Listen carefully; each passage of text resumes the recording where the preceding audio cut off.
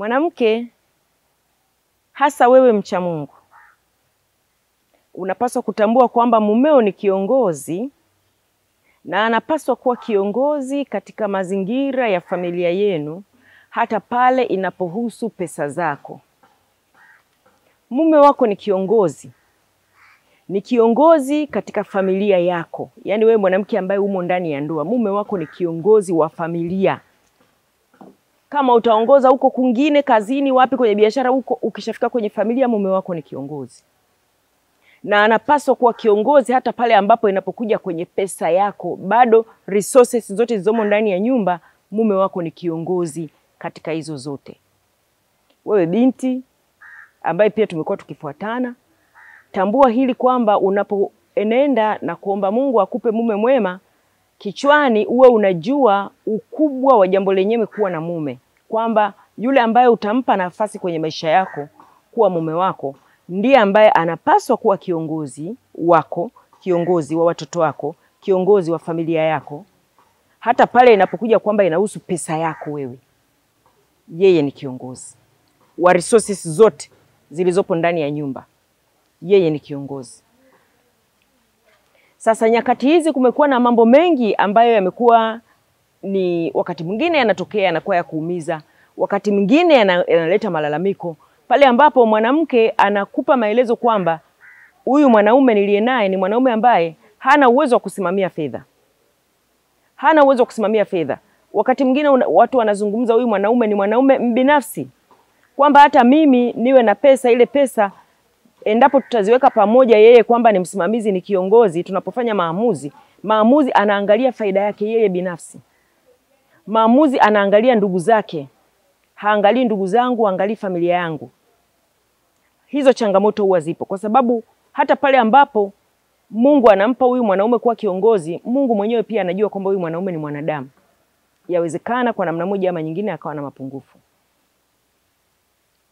Mapungufu hasa mapungufu yanayojitokeza kwenye eneo la kuwa huyu mwanaume ana ubinafsi ni kitu ambacho kina uwezekano kabisa wa kutokea. Na hapa ninapozungumza, basi nizungumze sana pia na wewe mwanaume ambaye unafuatana nasi. Unapotamkwa kwamba wewe ni kiongozi, kwa wale ambao tunapenda kusoma Biblia, iko wazi sana kwamba wewe unakuwa ni kiongozi kama Kristo anavyoliongoza kanisa. Analiongoza kwa kujipenda, tena upendo wa kujitoa kiasi cha kufa msalabani kwa ajili ya kanisa. Ndivyo mume unapaswa kuiongoza familia yako kwa upendo wa kujitoa, sio upendo wa maneno tu. Upendo wa kujitoa kwa ajili ya mke wako, upendo wa kujitoa kwa ajili ya watoto wako, upendo wa kujitoa kwa ajili ya familia yako. Ndipo unapokuwa kiongozi, ukiongoza mali, rasilimali zote pamoja na pesa hata ile inayopita kwa mke wako, uongozi wako unakuwa sawa sawa. Lakini sasa mwanamke, tunapoagizwa sisi kutii na kwamba mwanaume ni kiongozi, hatujapewa ruhusa ya kuweka maswali na conditions. Kwa hiyo pale ambapo umekuta una namna fulani ya ugumu kutokana na mume wako kuwa pengine ana tatizo lolote lile la ubinafsi, la kuwa pengine si mzuri sana kwenye utunzaji wa fedha, hebu omba Mungu akuongoze. Zingatia kumwomba Mungu akuongoze ni namna gani utaenenda ili usimkosee Mungu. Kutomtii mumeo kwa namna yoyote ni kumkosea Mungu kwanza, mumeo ni baadaye. Kutomtii mumeo hata katika matumizi ya pesa mnayofanyia maamuzi pale nyumbani, hata kama ni kumkosea Mungu, inaweza kumaanisha kumkosea mumeo. Kwa hiyo tulia, omba Mungu akuongoze kwa neema ili usimkosee Mungu, usimkosee mumeo, utunze familia yako hasa kwa mali ambazo anakupa. Sio mali ambazo Mungu anakupa ziwe za kubomoa ndoa yako. Ila mali, pesa zinazopita kwako mwanamke ziendelee kuwa sababu ya ndoa yako kujengeka na kuishi kwa furaha na amani. Naomba nilete hapa mfano kidogo. Nilete mfano kwamba wakati mwingine huwa tunajitaabisha sana kupambania vitu. Wakati mwingine, na ninazo shuhuda za watu sio zaidi ya sio wachache, na shuhuda za watu zaidi ya 2 ambao waliwekeza kwenye kumwamini Mungu ili kuliishi kusudi la Mungu kwenye ndoa zao, hata pale ambapo pesa zilizopita kwenye mikono yao wanawake zilikuwa zinahusika, na Mungu aliwaonyesha rehema zake. Na ninamwamini Mungu itakuwa shuhuda kwako pia. Siku moja utakuwa na ushuhuda pia, endapo utaamua kulitii neno la Mungu. Na tunaweza tukaongozwa na mistari ya neno la Mungu. Kwa wewe ambaye unapenda Biblia, unaiamini neno la Mungu, tunaweza tukaongozwa na neno la Mungu katika kile kitabu cha Mwanzo sura 26 kuanzia mstari wa 20 mpaka wa 32. Unaweza ukasoma pale kuanzia mstari wa 20 mpaka 32. Na unapotazama pale, ukiangalia ule mstari wa 20, 21 na 22, unagundua jinsi ambavyo Isaka akiwa amepita kwenye mji ulikuwa unaitwa Gerari, na alipopita katika ule mji mwanzo alienda akiwa na njaa, lakini Mungu alipomsemesha kwamba kaa hapa, Mungu alimbariki. Alimbariki katika kilimo, mavuno yake akawa mengi, akamuongezea ng'ombe, akamuongezea kondoo, watumwa wengi, akawa mtu mkuu sana. Lakini baada ya Mungu kumbariki hivyo, wale wafalme na wakuu wa Gerari wakaona wivu, wakamfukuza.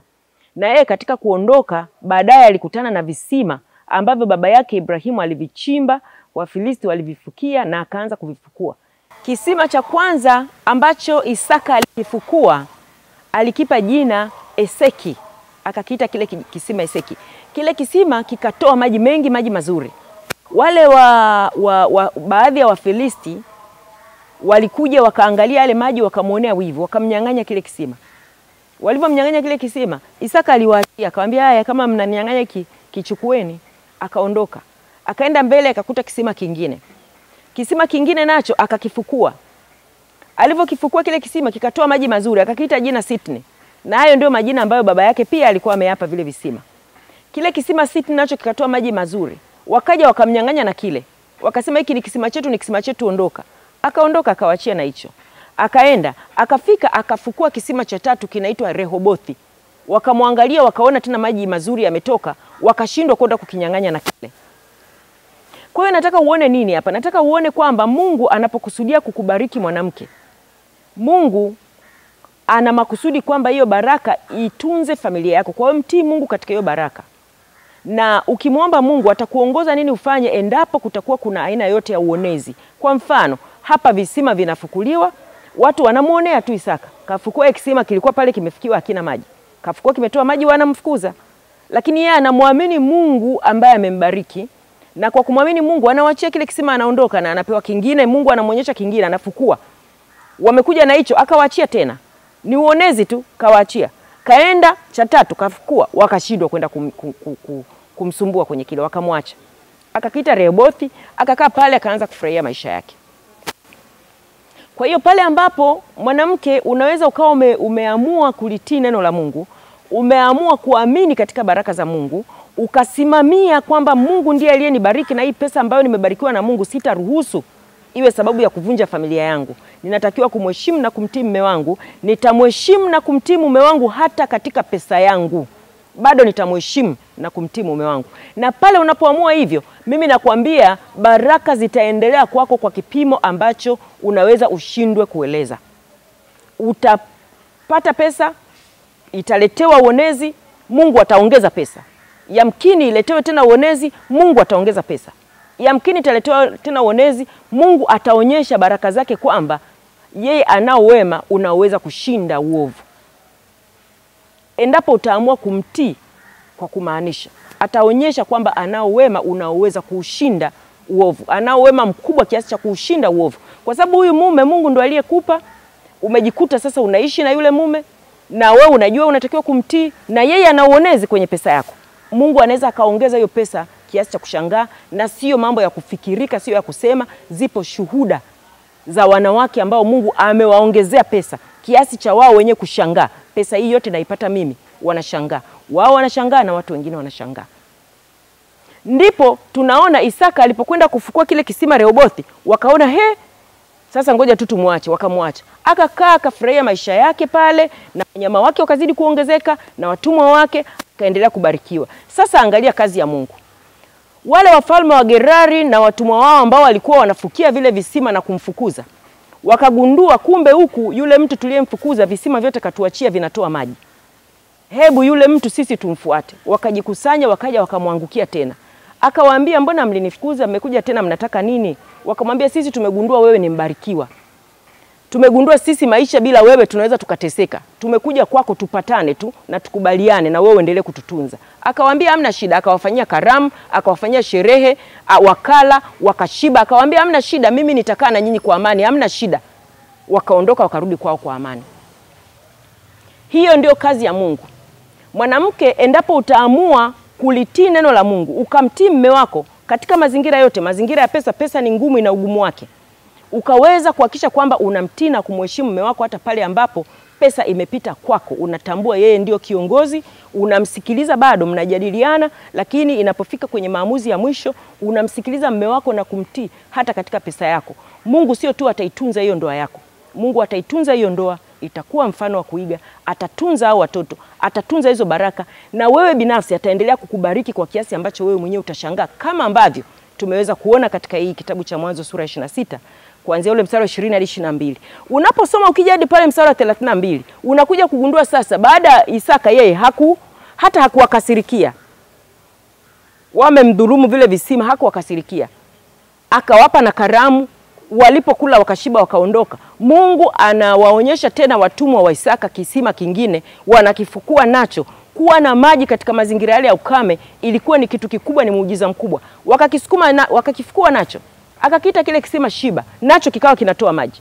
Kwa hiyo bado, yani Mungu ameongeza kiasi kwamba pale walipokuwa wanahitaji amepitiliza, ameenda kwenye kiasi pale ambapo yani sio tu wanahitaji, ila baraka zimekuwa za kuwazidia kwa ajili yao, kwa ajili hata wale waliokuwa adui zao wanawaonea. Kwa hiyo mwanamke, ukiamua kumtii mumeo, ukaweza kupeleka huo utii na heshima hata katika pesa zako, baraka zitakazo kuja kwako zitakufaa wewe, zitamfaa huyo mwanaume, zitafaa familia yake, ndugu zake, ndugu zako, majirani, jamii, mpaka wote watakuwa wanaona wamepata neema, na hiyo neema ni kuwa na wewe. Utakuwa ni chombo cha Mungu, chombo cha neema, chombo cha baraka, chombo cha furaha, chombo cha amani, chombo cha faraja, chombo cha mapatano penye magomvi, chombo cha huruma na rehema za Mungu. Utakuwa ni chombo bora, na maisha yako yatakuwa yamezungukwa na furaha na amani hapa duniani na katika ufalme wa Mungu baadaye.